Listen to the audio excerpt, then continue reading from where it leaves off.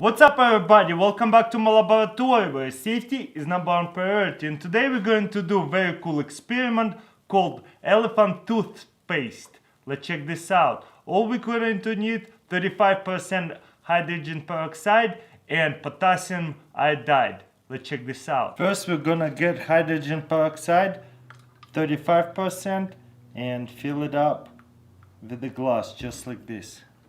Boom. And then we're gonna set this aside. Also we're gonna pour some soap into the hydrogen peroxide, and then we're gonna have to mix it all up. Then we're gonna fill up another cup with water, and we're gonna be using potassium iodide. Pour a little bit of that, crystals. Just like that. Then we're gonna grab one of these and pour this peroxide with soap. Boom, just like that. Potassium iodide with water need to be mixed up really well as well. Now we're going to get potassium iodide solution and mix it together. And let's see what happens.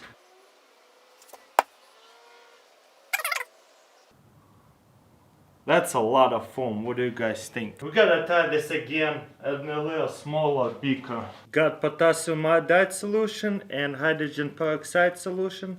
Put it together. Look, it turns black. Boom. Whoa!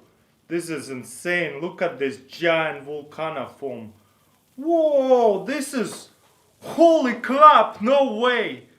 No way! What did I just do?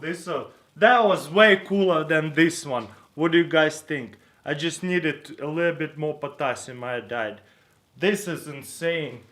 Boom! Look how much foam.